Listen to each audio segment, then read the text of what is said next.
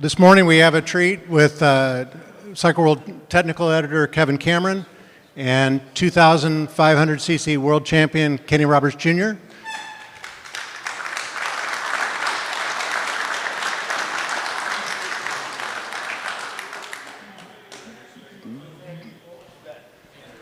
Nice to see every chair still. Yeah, get that in mind. Mine's on. Yeah. Here we have Kenny Roberts Jr., of course, like his dad, a world champion. And my feeling is that all that world champion stuff has been handled pretty thoroughly by now. It's kind of like Drive to Survive, which is all these close-up, full-face, emotion-racked people, human interest. But I have the idea that there's another side to your career, which is machine development. That you were a major force at Suzuki in developing their four-stroke. And I'd like to hear about that, because I never have.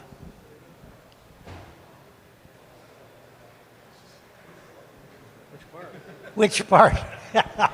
I knew it was going to be a tough one, but this is, first thing is there's as many different ways to be a racer as there are to be a person.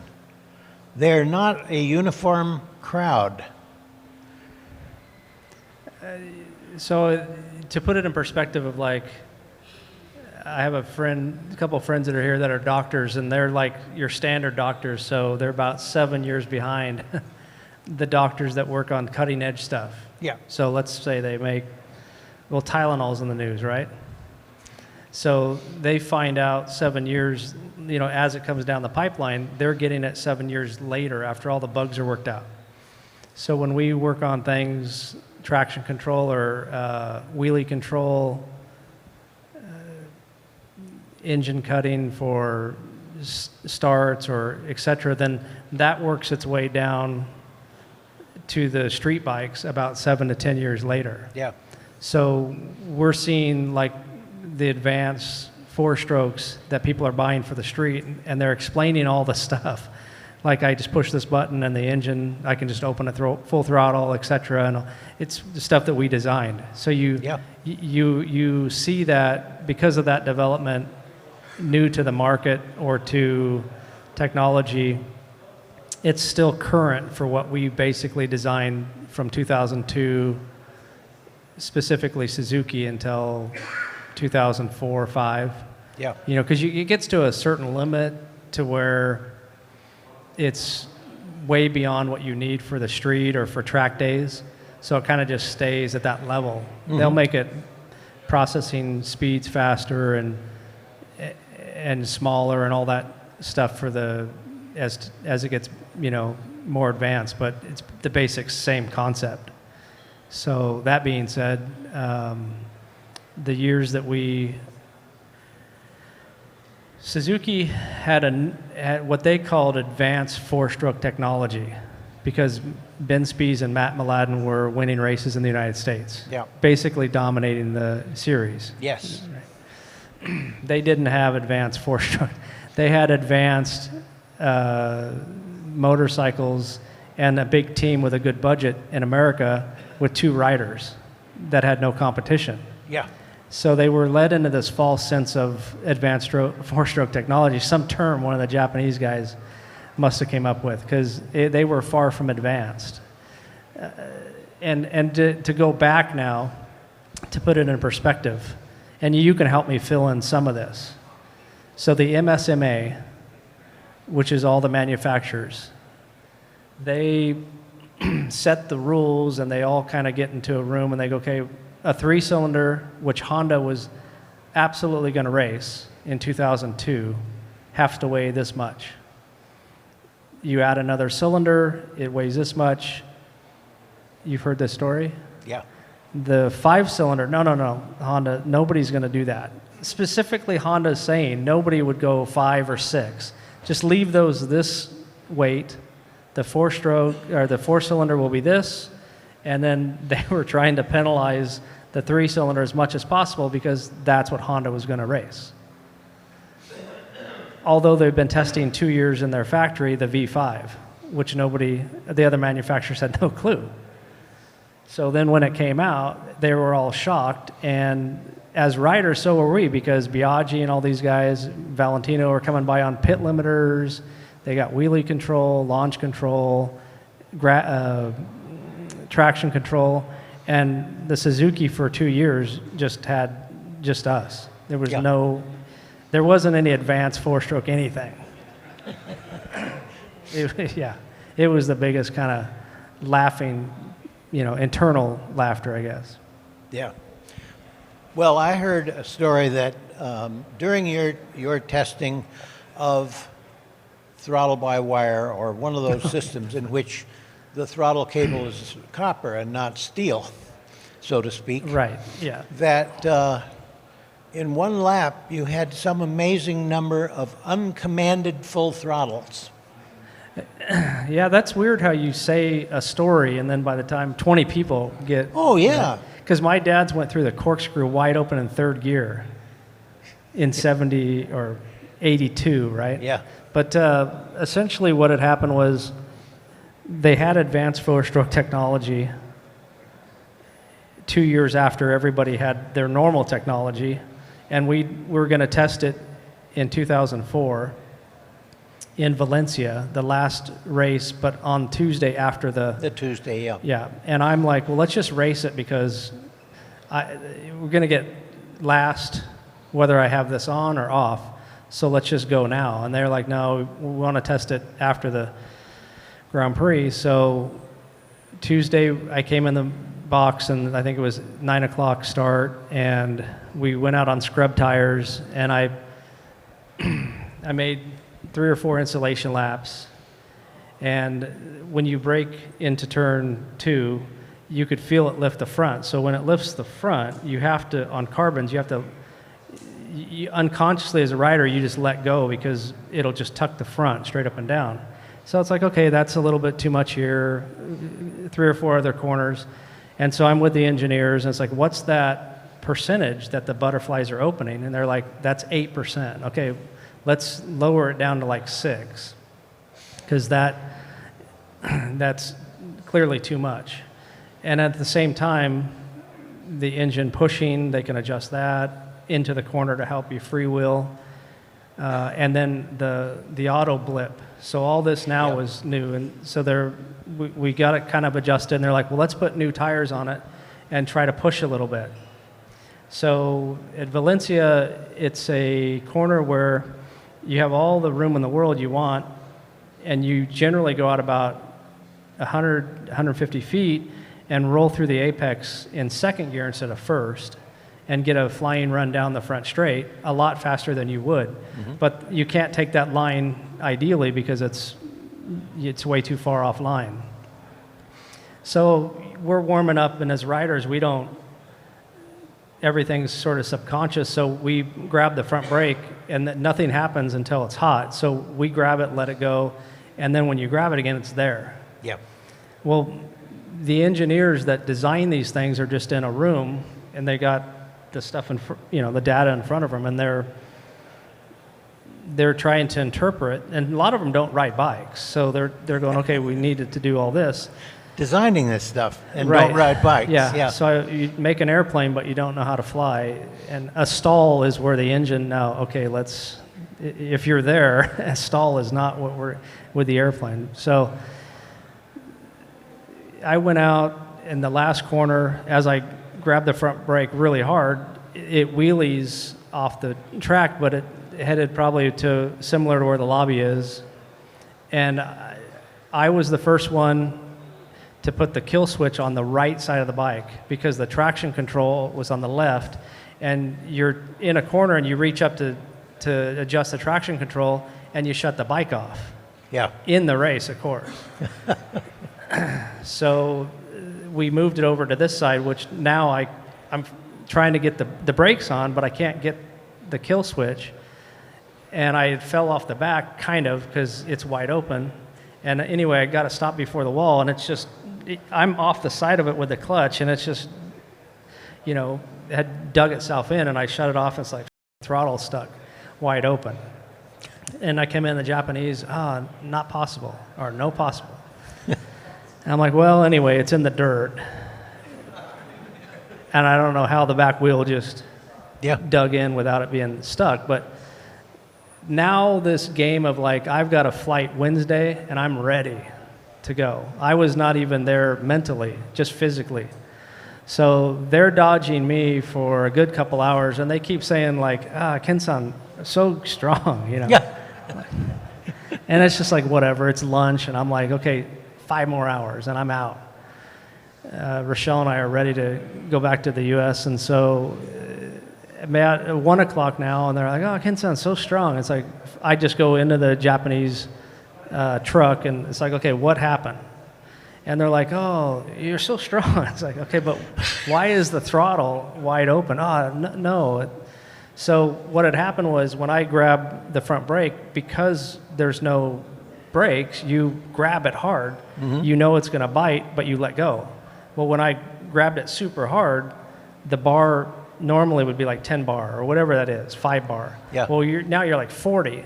Well, they didn't cap the top. So what that means is when you grab, let's say, a little bit of brake on a 4-stroke, it opens up a butterfly maybe 1%.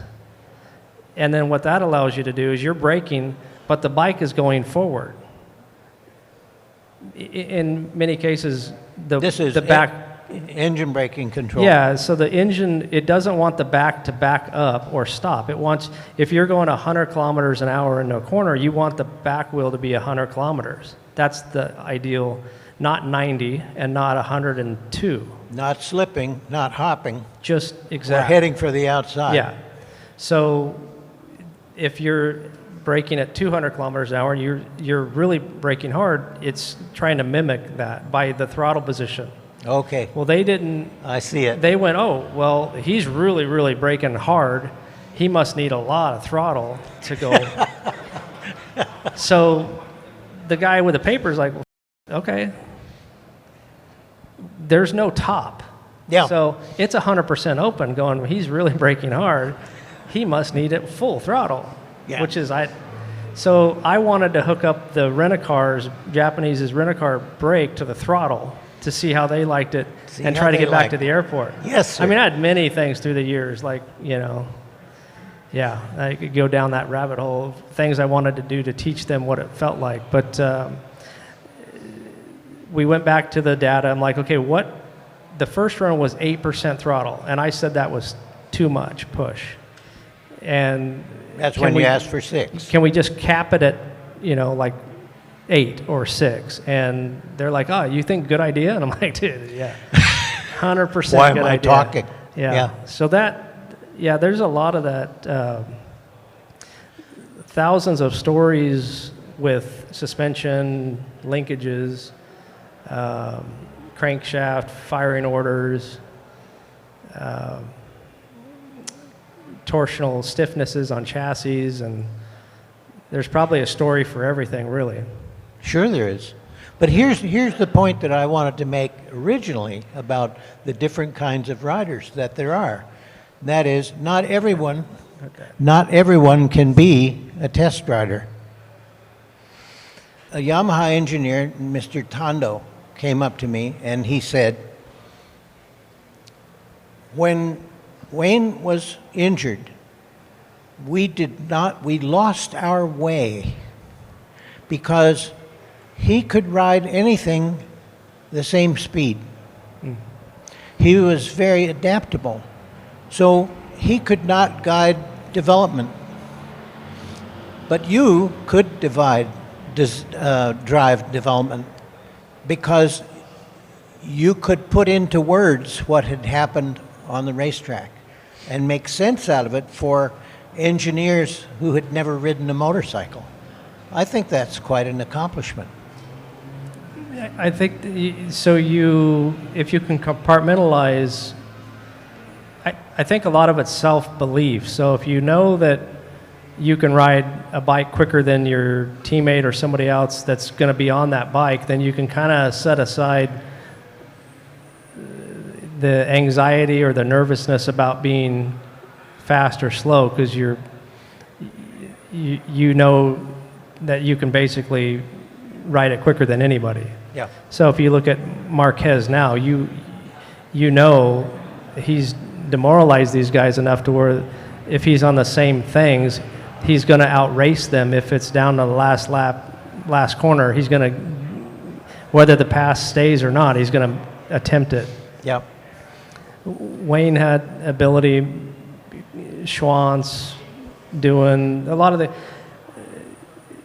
they may not, like with Honda, for example, he may not, for Mick, had the adversity that we had with Suzuki with the quality control and things like that, but certainly the level to continue progress in the right direction. Mm-hmm. As the technology gets better, then the crazy technological things are narrowed down to not as drastic. So if we back up to 93, Luca Catalora was, I've told this story several times, but he was the first time on the 500, and I was, so it would have been end of 92, I was 20, and Luca hadn't tested the bike yet, so it was his first day, and Yamaha showed up with the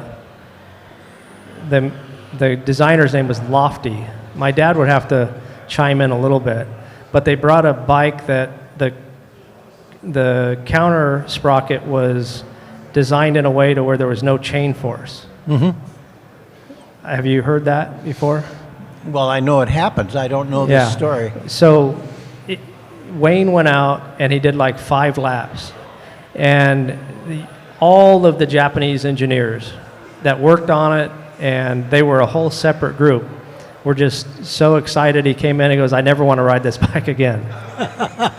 So then Chuck, or I thought it was Chuck Axlin, and it could have been my dad, said, "Well, then let Junior ride it."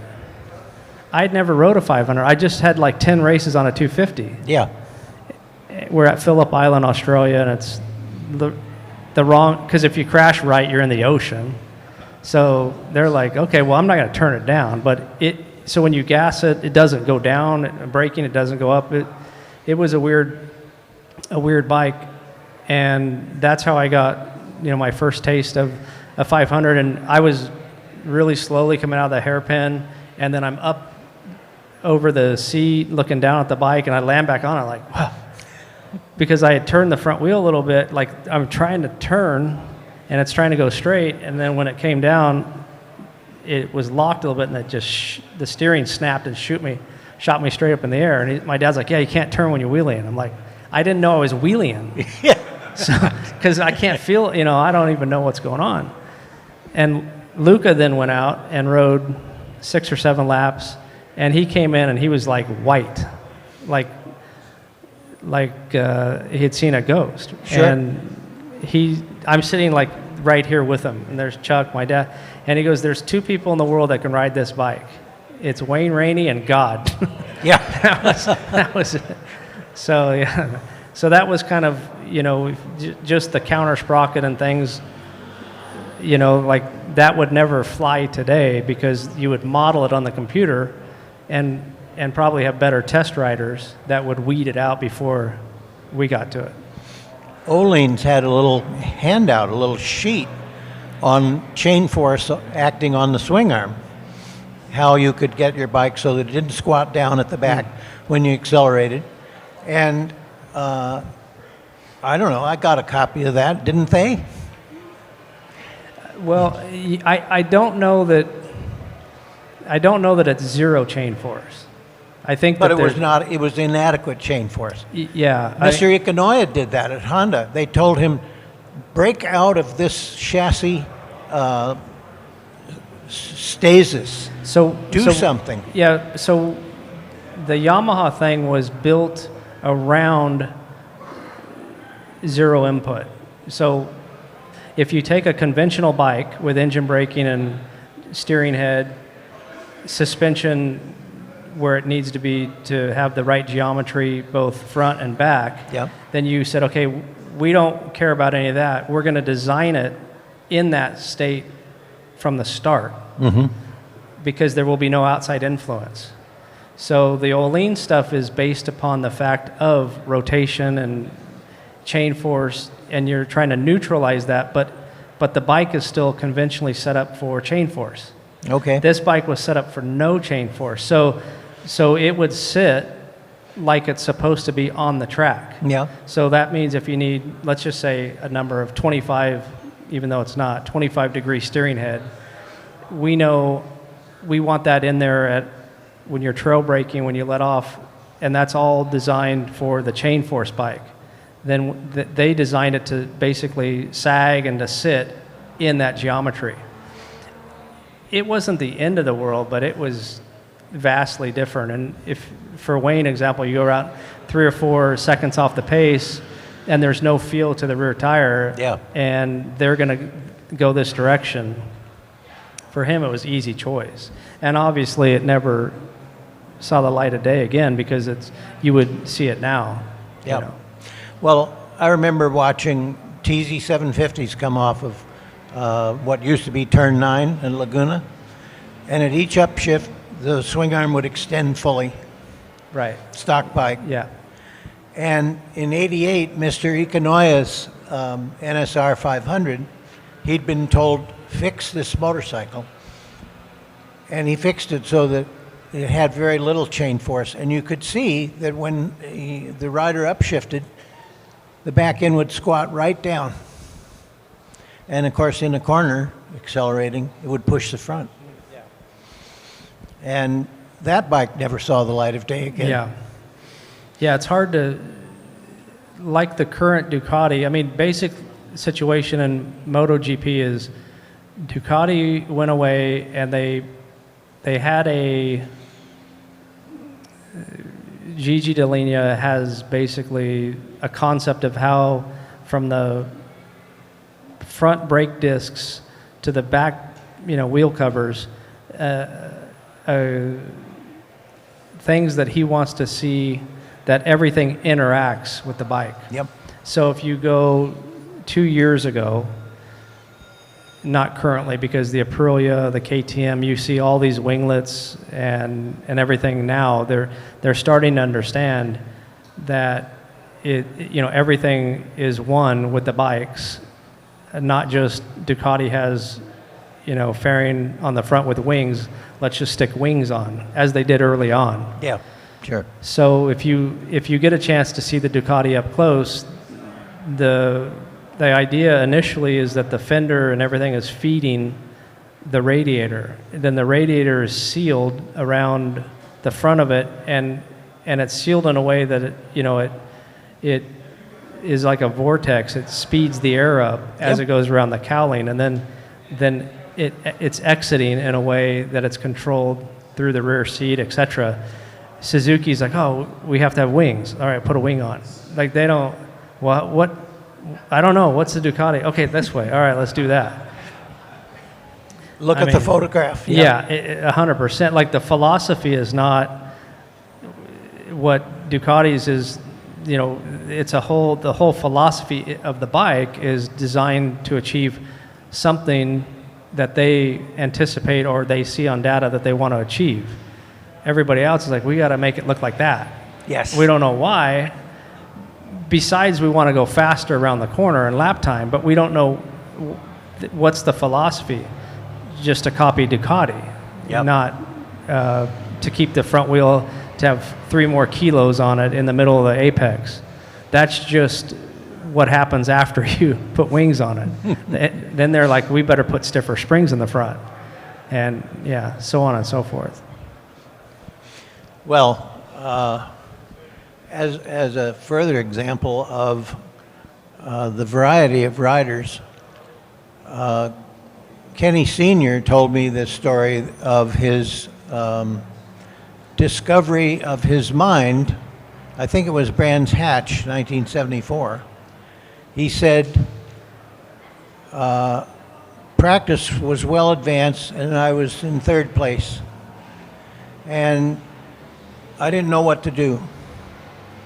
And he said, Goodyear gave us this truck load of tires, hundreds more tires than we could ever test. And I found a use for them. I made myself an office up in there where I could hide in behind the tires and nobody knew I was there. And he said, I just sat in there and thought to myself, I've got to figure this out. And he said, after a while, I began to almost be able to play back what I'd seen frame by frame, what the other guys that were ahead of me were doing that I wasn't doing. And he said, after 3 hours of that, I came out and I said to Kel, put some tires on this thing, I'm going to go out. And he went out, and after 3 laps, he was right on the lap record. And he said, that impressed me, because he said the first time that I understood that the lap time was coming from my mind. So I thought, I'll do that again. And he went back in the tire office and came out with a lap record. Now, I told that story to Eddie Lawson while he was showing off his new Porsche around Willow. And I'm in the right-hand seat, and he said as we went out on the course, oh, the seatbelt doesn't work on that side, so you just have to hang on.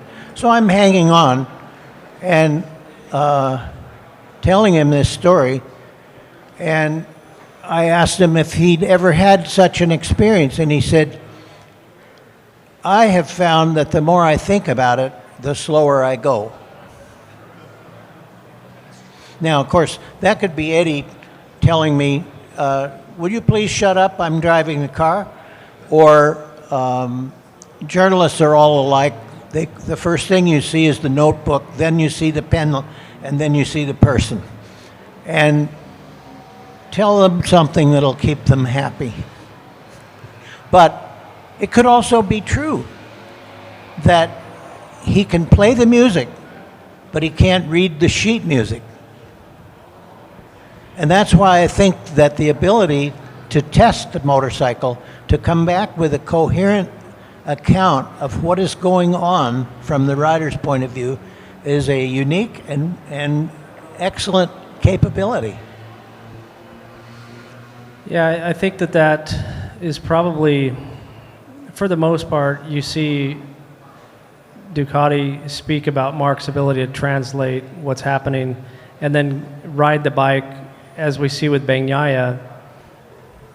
And something interesting, I just heard Mark say that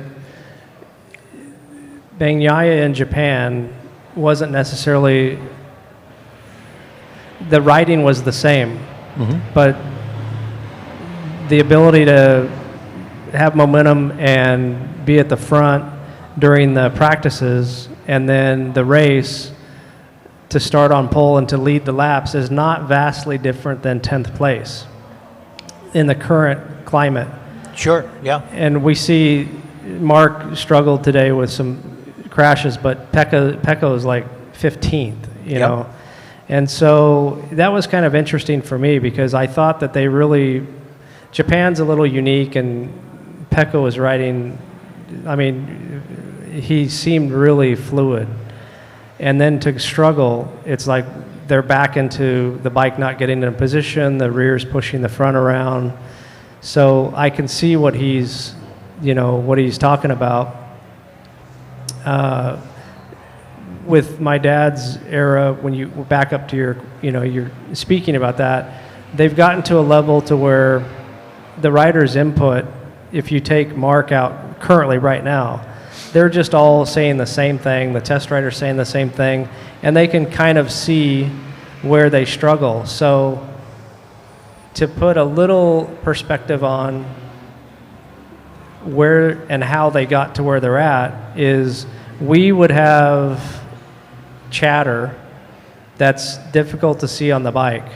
Now, well, we would have chatter on the data that the rider can't feel. Yeah. And maybe is negligible for lap time. So let's say for purposes of it being easy, it's a 2-minute dead lap time. The engineers, both Olean's, their entire team of 5, 6 engineers don't want to see that chatter. No. Then Warren Willing and us, we see the chatter, and Warren's like, the bike's chattering. I'm like, I don't, whether it's the spring rate of the tire, the torsional stiffness, I'm not seeing it. But they're focused on getting that out because maybe that's a 159.8 doing everything the same. So when the rider has chatter, now it's a problem. Yeah. Because then you're doing a 2-minute 0.5 lap time. Yep. Now that chatter may not be worse. The problem, it's just indifferent.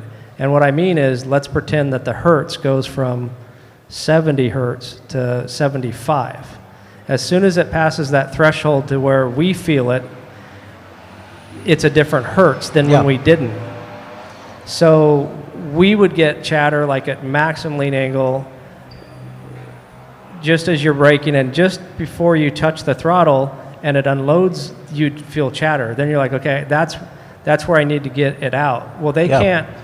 What you have to do is you have to come in and you have to analyze for like hours exactly where it's at. And you're like, okay, what part of the corner is that again? And this is well before GPS to where you can put it down within inches.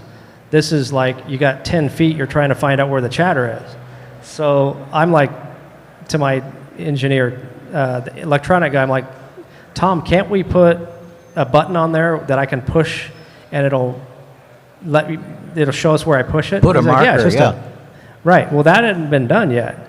So we put one on there and I'm like, there it is. Okay, right there. And then you had this big red line. It's like, okay, that's where we need to focus. Yeah. And that saved hours of trying to find out where the chatter is, because the chatter is everywhere. It's just where we can feel it. Yep. So yeah, all that stuff's gone now. I mean, you have engineers studying over the data for hours. Try this setting. Yeah, it's better. The rider really can't now digest all that. You run out of physical time. Sure. You know. So now it's so much of a world where, like, as we see with Pecco, they put a little different setting in. He wins Japan. Mm-hmm. Now can't even make qualifying 2, right? So. And Mandalika is nowhere. That's what I mean. Yeah, like today is just. But yeah, and Mark's making it look so easy. He's so much more talent. So. Well, with him, it seems like all during the weekend, starting Friday, he's saying, well, my ambition is to finish on the podium. Someday somebody's going to beat me. It could be Sunday. And it's almost as though he surprises himself on Sunday. Well, I think you say, as if my dad was doing the lap time in the trailer, you're saying what you want the minimum outcome to be. Yeah. And as long as you're projecting that, you're expecting that, then everything else from there, you can outrace somebody, or they fall down, and then your expectations are better. I think at the end of the day, if you took all the championship stuff away and all this with Mark particularly, I mean, he wins hands down. And now more than ever mentally, he's able to compartmentalize everything and say things you don't want to have guys say, which eventually I'm going to get beat. It's like, dude, you just won 7 in a row. Let's not stop the party, but he and I think too that these things are easy to fall down on from the standpoint of doing the same thing and tucking the front, or you have a lot of things, engine braking, with the new they've allowed them to have the lateral control for high sides.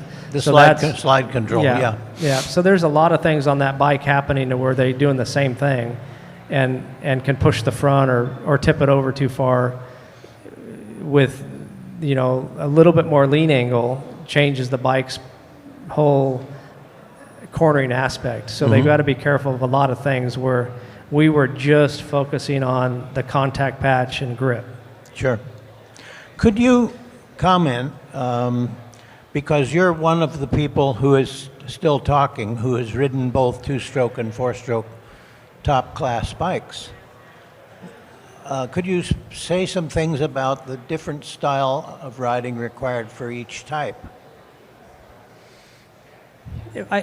Fundamentally, it doesn't, whether it's two-stroke, single, twin, nothing really, I don't think that there's anybody that rode from the standpoint of my dad's era to current four-strokes that they just can't, they could jump right on it, no problem, and go. Yeah. A lot of people, probably similar to all of our ages in here, we like the smell of the two strokes. We like the sound of the two strokes. And as a rider, and I don't know, like Kevin's here this weekend, you can ask him. They dumb the things down and they allow you just to open the throttle and the bike does most of the work for them. But beyond, if you zoom out, the idea of MotoGP is to have your favorite rider there on the starting grid with a chance to win the race. And if we back up to Laguna Seca and go, 88, 86, 87, 88, 89, I think Wayne Gardner would call ahead and get the ambulance, the hospital ready, and it's going to be one of these feet, and I need an external fixator on it, and that's how many windscreens? Yeah, right. So he would come and hurt himself every Laguna, within a couple of years span there.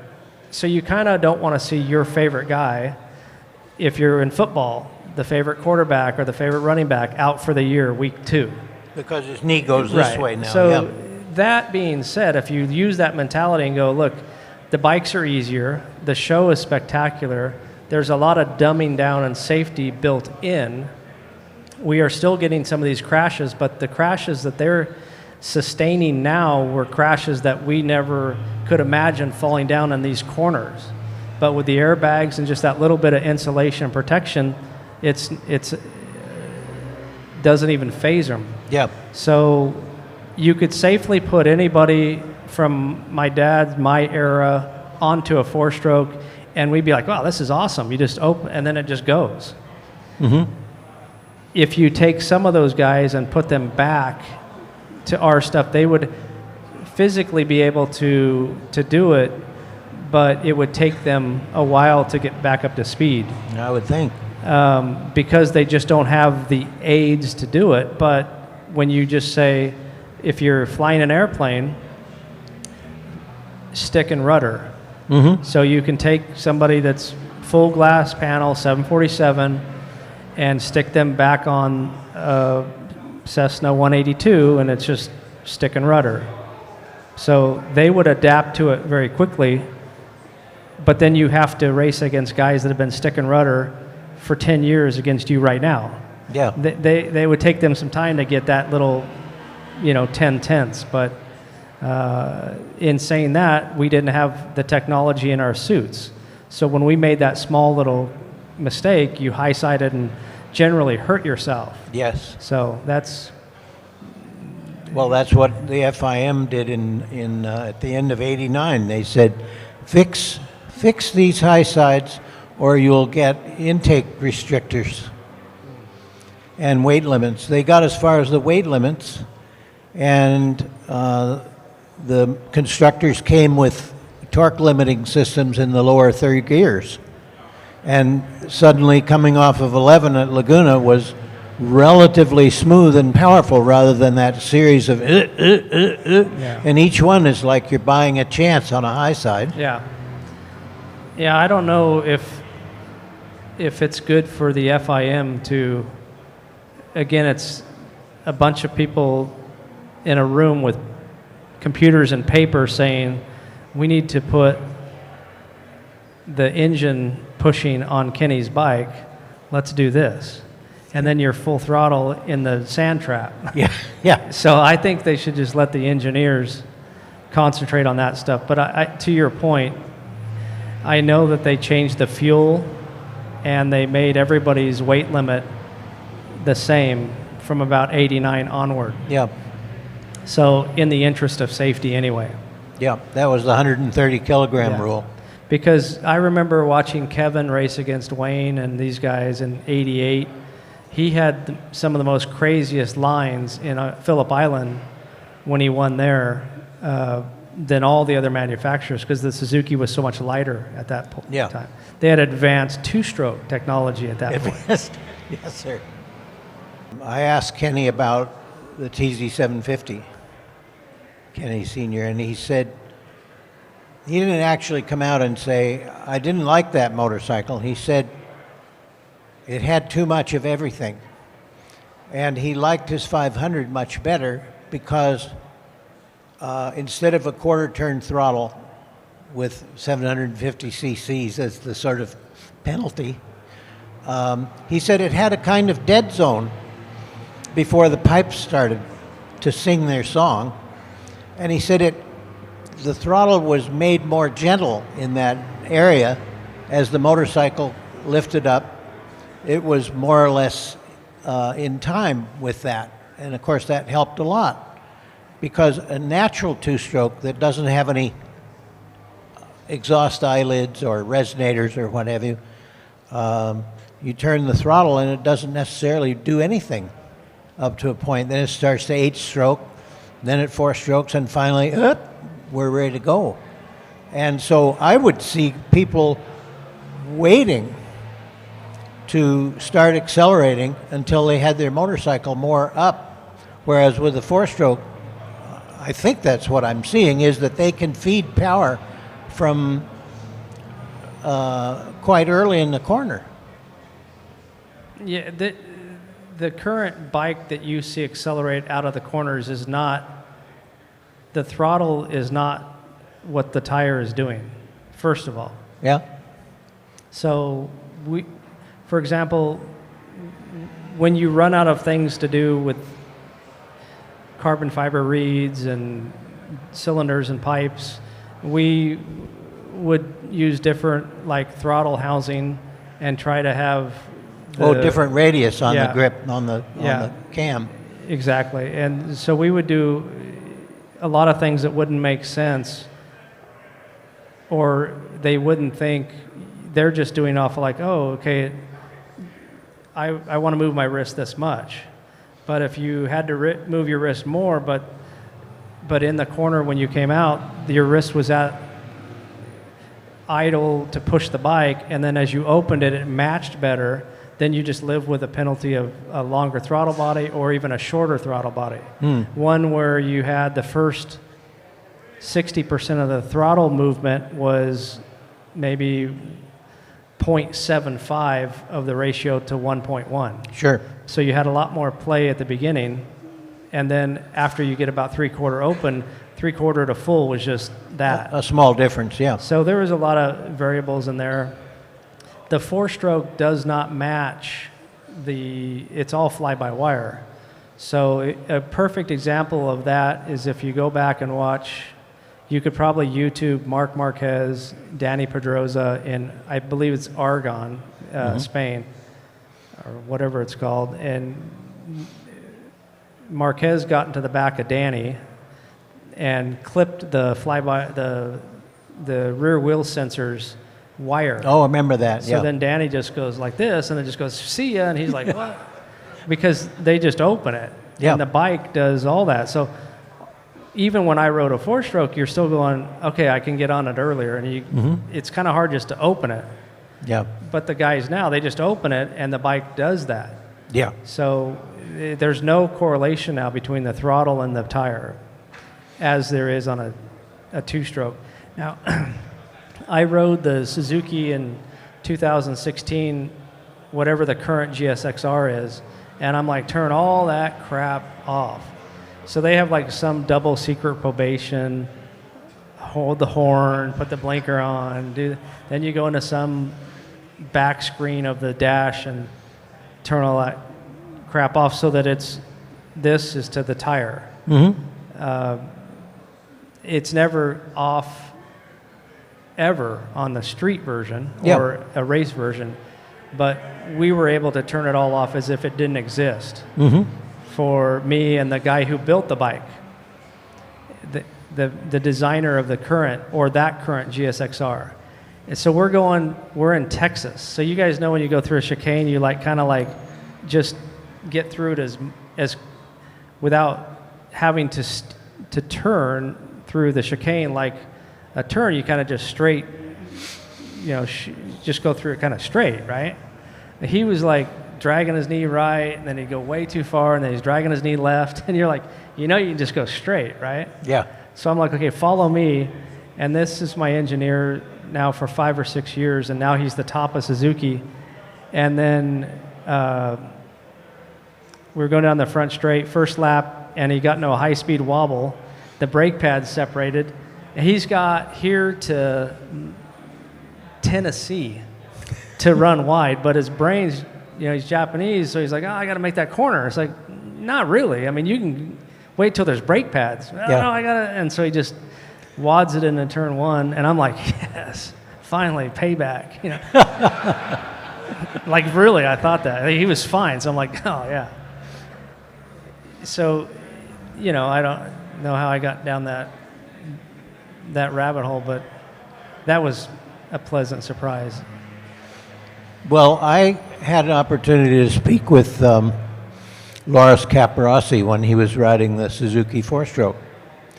And he said, this engine is, if we take off the electronics, it's impossible to ride, same as 500.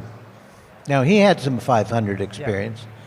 I thought that was an interesting remark because when, all those dirt trackers learned that what you want is basically a street camshaft with a lot of extra lift. So it makes it very rideable. There's no surprise to it.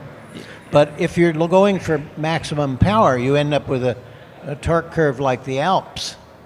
And it's got a lot of unfortunate noise in it that can trip you up accelerating off of a corner.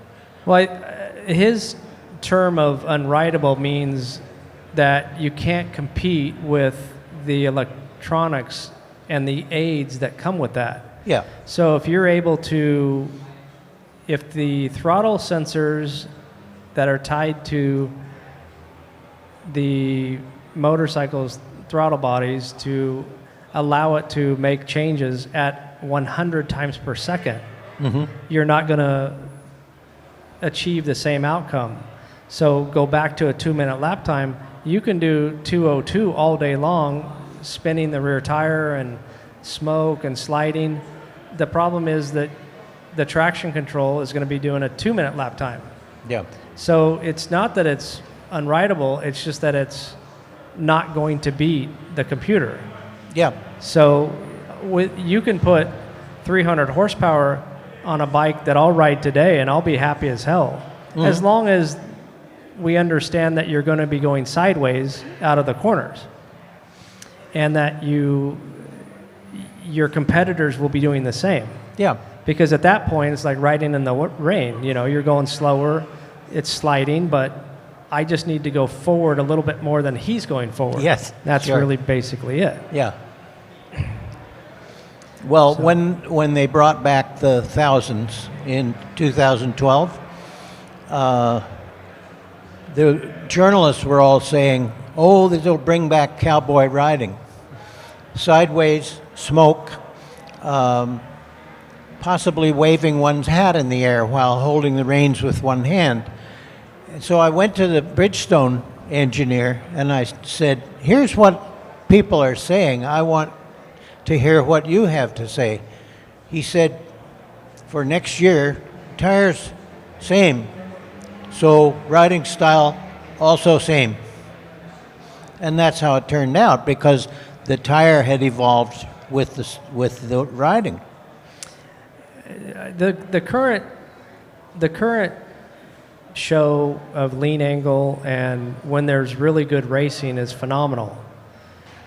I think if you said, let's scrap everything and only get 4 or 5 guys, Casey Stoner, myself, a few other guys, and go, what would you do? In my opinion, we would have one tire supplier, as they do, but we would control the amount of forward grip.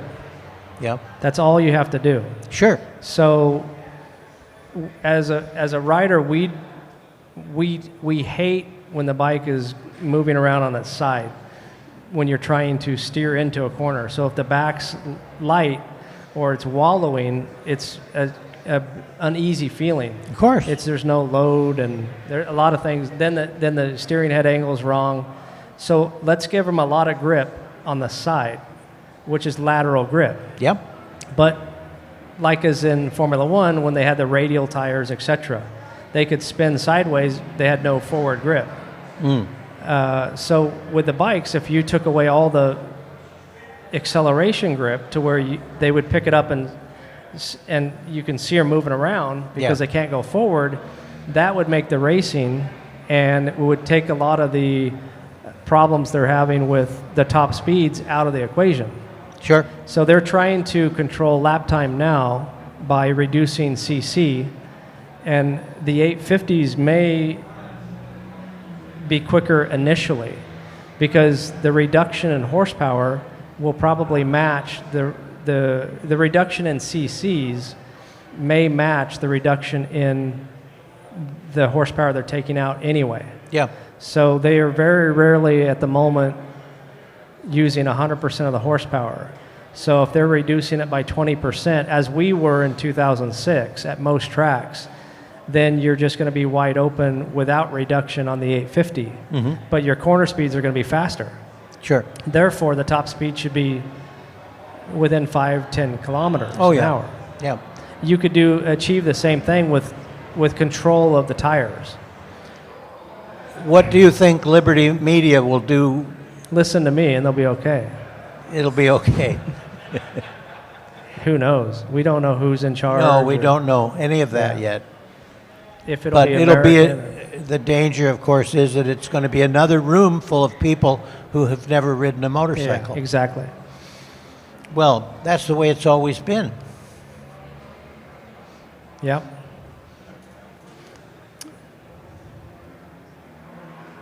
I think we've come to the end. I've been receiving signals. Guy on the left.